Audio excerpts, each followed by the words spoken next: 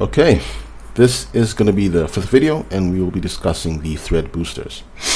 Alright, so by default you'll see this enabled in the basic section, the thread boosters tab. That's the basic thread boosters tab, and you can leave it as is, or some games might benefit additionally from the animation booster, streaming booster, physics booster, etc, etc. Alright, in the basic tab, this tab here, the thread boosters tab, what the general booster does is it will boost all threads that are of the thread category or thread priority above normal. It will boost them to highest, and the reason for that is because above normal is already an elevated thread priority, which is, I guess, a safe value. But being that that is already elevated, you can safely boost all above normal threads to highest and get an additional performance boost by doing so. Okay, all these other boosters, those that are boosters, will boost threads that are normal to above normal. So all normal rendering threads will be boosted to above normal. Okay, here though we do have some optimizers, and these won't boost the threads, they will optimize them. So for example, we have logging.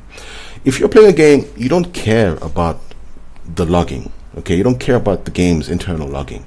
That's just going to be stealing, let's say, focus from other aspects of the game in terms of what the game is trying to manage. Because a lot of the times you'll experience performance issues in the game, not because your hardware isn't capable, but because the game's engine is struggling to manage all its systems, and it's giving, let's say, attention to systems like logging when you don't care about that. You care more about rendering, right, and physics. Right, you don't care about the internal logging, so you can enable the logging optimizer. Okay, we also have the security/DRM optimizer, and that will of course optimize or deprioritize DRM threads so that the engine doesn't focus on those and is able to give more attention to other aspects of the game.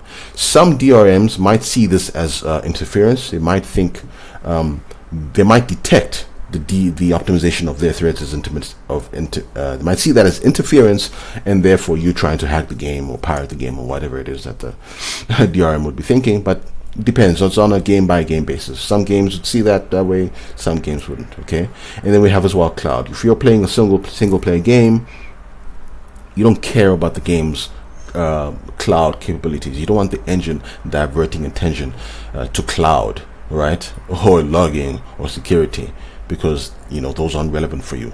Those might just be stealing, let's say, focus from other aspects of the engine and would be therefore reducing performance. So you enable these optimizers and you can get a performance boost in that section. Okay, in that fashion. Now, advanced.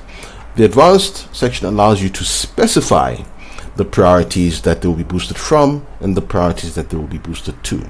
You see, so for example, let's say we have rendering booster. If you want to enable that, okay, with continuous boost, we enable the rendering booster. We can say we want to boost all rendering threads that are normal to above normal, or we can say we want to boost all rendering threads that are normal to highest.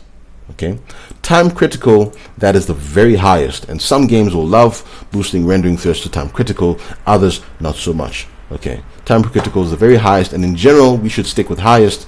In some cases time critical is okay, but only in some cases. In other cases, that's not advisable. You could cause crashes. All right. So here we have the general booster, and if you enable the general booster, you will see these ignore flags. Okay. Now, what's the purpose of these ignore flags? Let's say I have specified that I want to boost all rendering threads to above normal here in the advanced section, and then I want to boost all threads that are above normal to highest. Without any of these ignore flags, what will happen is once this rendering booster boosts rendering threads to above normal, the general booster would then boost those threads that have been boosted to above normal to highest. Okay, but you might not want that. There are some situations in which you would want that. I'll explain that just now, but you might not want that. If you don't want that, you can tell the general booster to ignore the rendering booster. So it'll boost all threads that are already at above normal, including rendering threads that are already above normal, but it won't boost those threads that were boosted by the rendering booster. Or you can just tell the general booster to ignore all rendering threads. It should boost other threads that you specified like this. You shouldn't touch rendering at all. You want that to be handled by this booster. Okay, but there's a neat trick that you can employ. Let's say you want to boost rendering threads that are normal to highest. Okay, you can do that by first boosting these to above normal and then not enabling the ignore flag for the rendering booster. Now, why would you want to do that instead of just boosting to highest? Because For some game engines, what happens when you boost the threads of a critical system like rendering? There are other systems that rely or are tied to rendering, and so when rendering threads are elevated, those other threads will be elevated as well. The engine will elevate those threads to match the fact that you've elevated the rendering threads. So you will then be able to boost performance of the game in other aspects that aren't exposed to the user, because there are many threads, many thread categories. But these are the ones that I understand, or people know. Everyone knows about rendering and physics and the relevance of those categories with respect to performance. So anyways, even other threads that you do not know or cannot see, the game engine will then raise those thread priorities. So you can boost this from normal to above normal, and then not enable the ignore flag, so that the general booster will then raise those above normal threads to highest.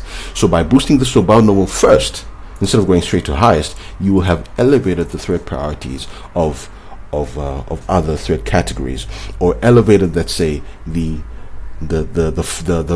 function, right, the mechanism of action, let's say, of other aspects of the game engine to match the fact that you have now raised rendering to a higher level. So that's a neat little trick that you can pull. Instead of going straight from normal to highest, you can go first to above normal and don't enable the ignore flag, and then the general booster will then boost those above normal threads to highest. Okay, right.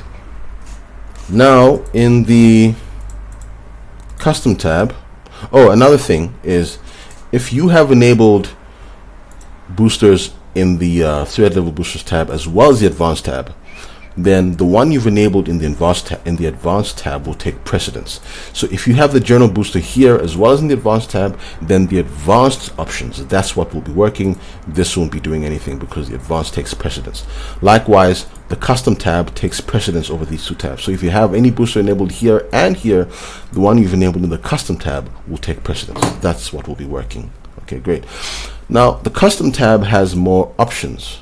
Okay, the custom tab allows you to do quite a bit more. So in the custom tab, every thread booster has 6 mini boosters. So let's say, for example, we wanted to raise the thread priority of every engine thread, by 1 level. So we could say this mini booster should boost all threads that are lowest to the next level to low, all threads that are low to the next level below normal, all levels that are below normal to the next level normal, all threads are normal above normal, and then we can say above normal to highest, and we could say highest. Now look, time critical, as I said, that's not good for a lot of engines. A lot of engines don't like, or a lot of thread categories don't like time critical, because that can end up stealing time from other aspects of even your operating system. So time critical, some games and some thread categories for those games, for example, Red Dead Redemption 2, I believe rendering allows to be pushed to time critical, but for other games, no. So usually just avoid time critical. Okay, so what you can do is set this as well to above normal and highest. So then this becomes 1 booster. As you can see, we've set them both to do the same thing. Okay, so then we've effectively boosted, we've raised everything up 1 level.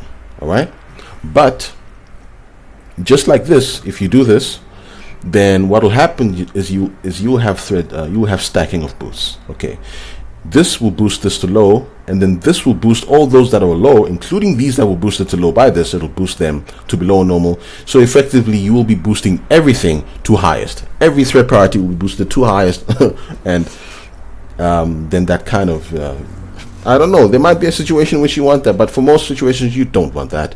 So what you'll do is enable the prevent stacking. This will prevent the stacking of these boosts. So once this gets boosted to low, this will boost threads that were already at low. It will not boost threads that were boosted too low by this first mini booster.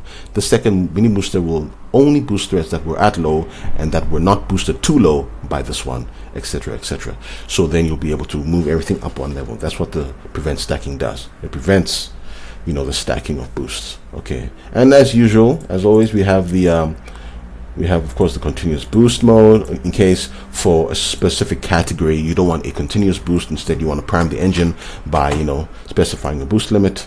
You can do that. Okay, yeah, and we've got the ignore flags. They work the same way they do in the advanced section. Okay, I believe that is all. Anything else, I think you should be able to extrapolate from what has been discussed already. And yeah, you can play around with this. You know, every game is different. Some games will benefit more from you doing some things instead of others. Yeah, all games are different, but this allows you to be more precise about, or more specific about, what you want to do for the game, especially if you realize that some games, in fact, let me just say this actually, let me go here because it's easier to see. Networking.